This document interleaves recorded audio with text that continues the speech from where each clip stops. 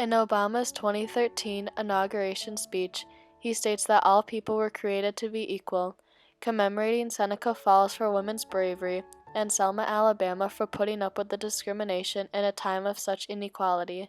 He also commemorated Stonewall for sparking the fire for the gay revolution. Not only did Stonewall spark a revolution, but at the moment, says Phil Bachman, a gay liberation, because at the time the future of our pride could not be projected.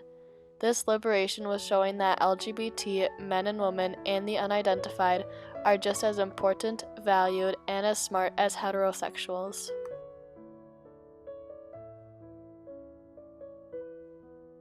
The Stonewall riots provoked a major issue in an ever-growing, ever-changing society. Many brave people were fighting for their rights as homosexuals and received unfair social discrimination, feeling deprived of certain opportunities in the world. The courageous people that protested the Stonewall raid worked hard to prove they were not outcasts. By taking a stand in history, they broadcasted their belief that they are equal to others, creating the most influential movement of the century. The first gay liberation group was in the 1950s, named the Medellin Society. The society offered a meeting place for gays and lesbians to talk about their troubles of being homosexuals and how to handle them. This created a feeling of unity among the future LGBT members. Within 3 years, new groups were stationed all around the country as people slowly became more open about their feelings. The leaders of the group, such as Harry Hay, proclaimed that the community would slowly work their way into society.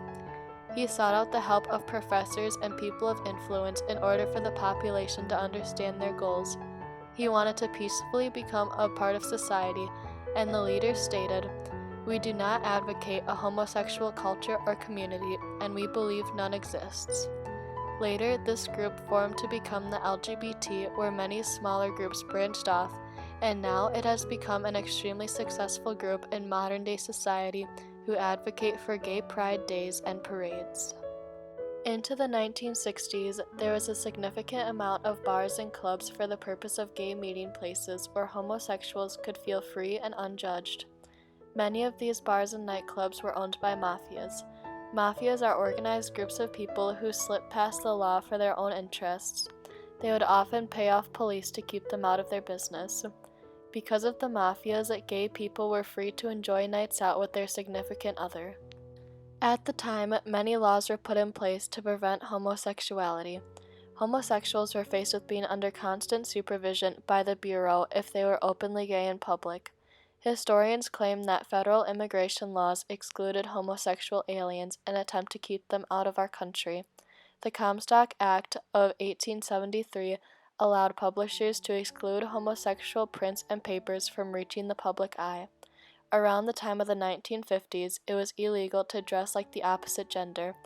Many customers at Stonewall felt free without judgment and dressed how they felt most comfortable, which later got them in trouble with the law. In the early morning of June 29, 1969, the police raided a gay bar called the Stonewall Inn, located in Greenwich Village in the state of New York. Around 2 a.m., police burst through the door and started to shut down the club. Many of the citizens inside the club were filled with anger and rage, which caused them to fight back. People of the crowd outside the bar started throwing bottles, papers, and rocks at the police. The police eventually struck back and arrested about 8 of the people in the crowd. The police claimed that Stonewall was raided for the reason that they were without a liquor license, although many LGBT believed it was much more than that. The people at the bar that night thought it had been shut down because it was a gay bar owned by the mafias. Many LGBT also had the knowledge that many gay clubs had been raided due to homosexual discrimination. 2 years earlier, in 1967, a gay bar named the Black Cat was raided on the stroke of midnight on New Year's Eve.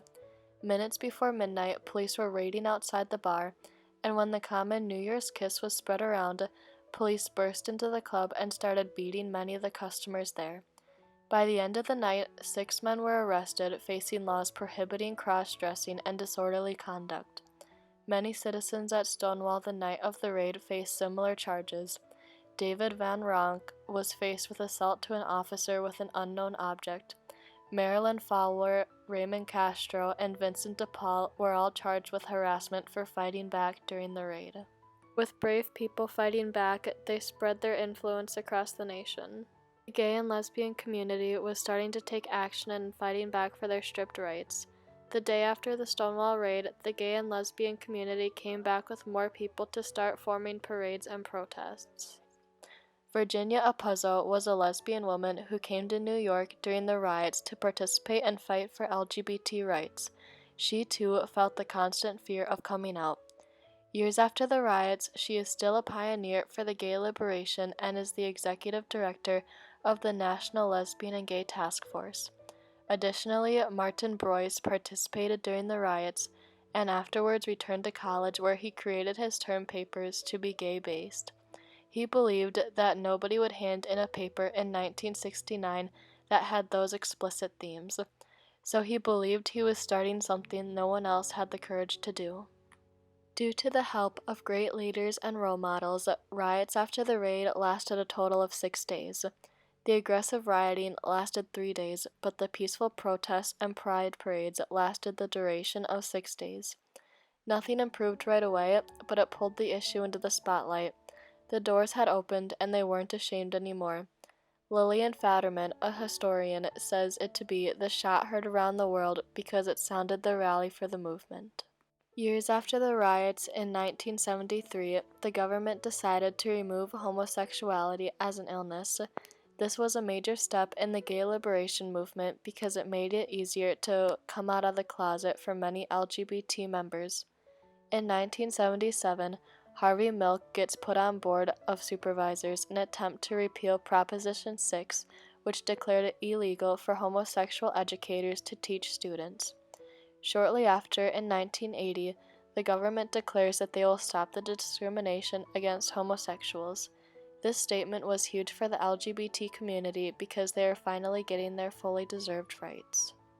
The public eye started to turn towards gays. More people began to feel sympathetic for the mistreated homosexuals due to the police's overpowering force. In the modern day, polls show that more Americans favor gays in the workforce who are gaining more freedoms and less discrimination every day. Homosexuals are also now allowed to serve in the military, which they weren't allowed to do before. Before Stonewall, many other significant riots took place to fight for gay liberation. The first riot dates back to 1959 in Los Angeles, California, inside a donut shop. Inside the shop, a group of drag queens, which are men that dress like women for entertainment, fought the police when they came to arrest them for congregating in a gay hangout. This action is considered the first gay uprising. Although it is the first, Stonewall is most significant because the patrons of the bar came back and fought the laws with more people. Another riot took place at Independence Hall, where LGBT members from all over the country came together to demand equality.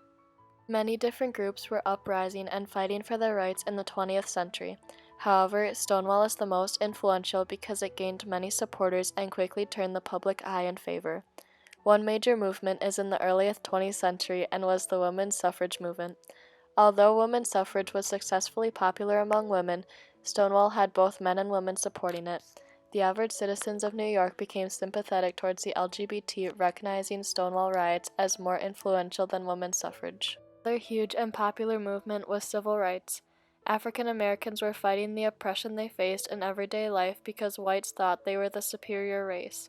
The civil rights movement had great leaders such as Martin Luther King and Rosa Parks, but the Stonewall riots had groups of people, plus leaders of their community, acting as one.